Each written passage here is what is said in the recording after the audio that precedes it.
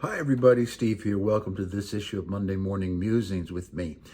We're going to talk about our God image. How you view God will determine how you live. You will treat yourself and you will treat others the way you view God to be. You'll reflect your God image.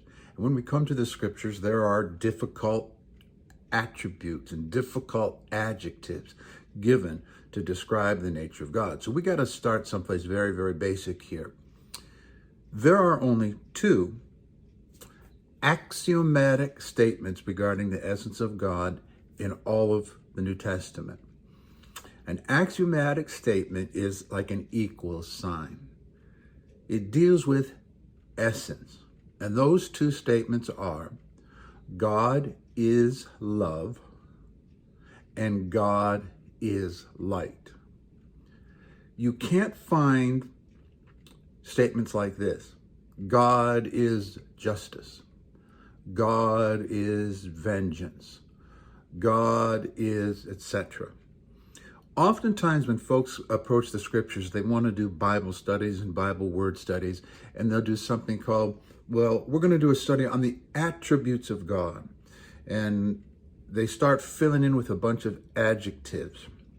Well, God is this, and God is that, and God is this, and God is that. We must not confuse God in his essence, his axiomatic essence, with the different ways he is experienced by the human species. The Greek Orthodox Church does a very good job, a very precise job of this difference.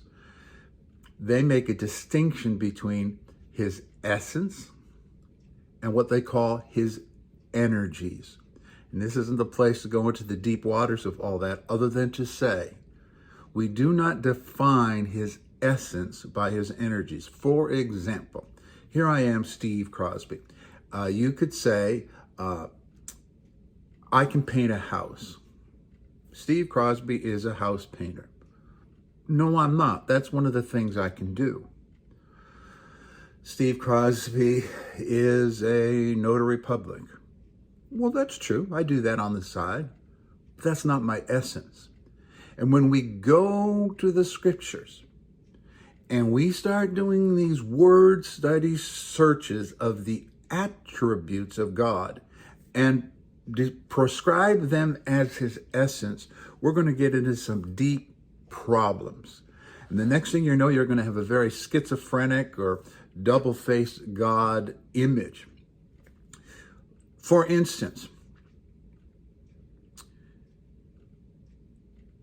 God is known precisely, exactly, through the incarnation of Jesus. He is the express image of the invisible God. That's why when we do a Bible study about the quote-unquote nature of God, we don't start in Genesis. We don't start with a bunch of looking for a bunch of proof text adjectives. We start with him who is the beginning and the end. We start with him who is the express image of the invisible God. When you've seen him, you have seen the Father. Jesus is, in fleshly form, the essence of his Father. Particularly in regard to his cross. Jesus and the cross are where we begin to do our nature of God studies. The truth is, and the Greek Orthodox understood this very well, that it's impossible to know his essence. Any attempt to know his essence is impossible because he's not a being like we are, and he accommodates himself by language to us, and that's why they separate his essence from his energies. But Jesus, particularly Jesus on the cross, is where we get our God definition.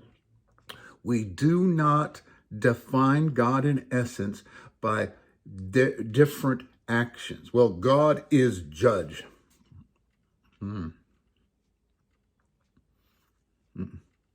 He is a loving father who administers justice. We'll talk about that in another episode.